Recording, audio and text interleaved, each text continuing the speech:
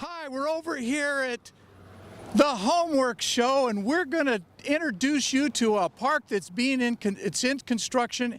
It's it's a mega park, and this is Tim Shaw and Laura Ferguson. And give us the name of this park. Well, at this time, the park is called La Plata Vista Hermosa Sports Park and Aquatic Center. However, we have some naming opportunities that we're undergoing right now with the public naming and also seeking corporate sponsorships for the name. So the name will not be determined until at the end of 2011. Awesome. Now, Tim, you're the landscape architect with the city of San Clemente, and then I'm the project manager for the construction of the park. And this is an undertaking. If anybody would have an idea of how big it is, it's bigger than it looks like anything that we're going to show on camera. How many acres is it? It's 45 acres. It includes some of the outlying slopes. There's ball fields, there's swimming complex, there's synthetic turf fields, there's baseball, there's soccer, there's football, there's going to be a miniature golf course. We have an aquatic complex, there's a large universally accessible playground. So it's like a small campus really versus a park. Oh my gosh, this is great. When did this mega park get started? Well, this location was identified to encompass a sports park and aquatic center in the early 2000s, and we really broke ground on this several years later. So we broke the project up into phases, and it was about 2006 that we began phase one, I believe, and we're set to complete the project, the whole entire park, in 2012, January. And we'll be excited to have everyone come for a big grand opening because it's been long awaited. We're going to watch for that. We're going to advertise it like crazy. We're going to invite you all to come down and see this park when it opens. It's going to be a fanfare. This is a mega park. It really is a mega park, and it will enrich the lives of so many. It's a multi-generational park. It's really not just catered towards children, but for people of every age, seniors, children, everyone in between, and it'll be just a fantastic environment for people. It really preserves open space while offering parks and recreational activities for everyone, which is our motto here in San Clemente, leading healthy lifestyles. Now that's exactly what San Clemente is here for. I've been in this town for around 40 years, and it's exactly that, with the ocean that we can't see quite from here, but it's just right over the little knoll here, and this is just in the central part of San Clemente.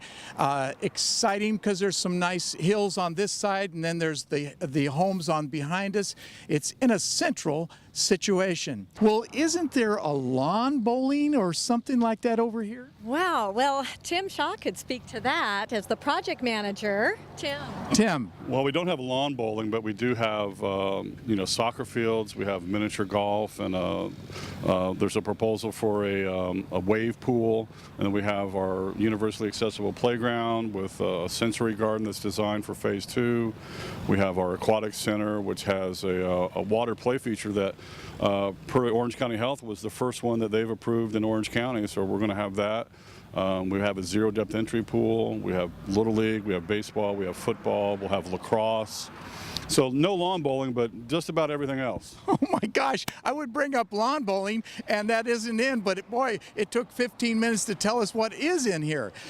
Wow, let's kind of take a closer look at this construction and see this unbelievable park. So let's take a look. What do you think? Sounds like a plan. Well, let's go. All right, let's go. Now here's a question for Tim. Tim, right behind us, they're working with grading or something to getting it probably flat. Tell us what they're doing. Well, the contractor is preparing these fields for the synthetic carpet that'll go down here in the next few weeks. So they put down some base rock, and they're laser grading it to get it perfect before we put down the synthetic turf. Synthetic turf, so you won't have to water it or fertilize it. No, we don't have to water, we don't have to fertilize, we don't have to mow it. It's going to be great for the kids because they can play all day. If it rains, we don't have to close the fields. We'll have lights so they can play, all day up into the closing of the park.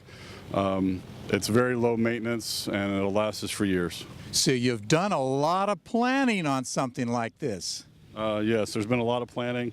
Laura mentioned earlier that it was about 2004 when sort of the green light was turned on for the park. There was a lot of design development with public charrettes and meetings.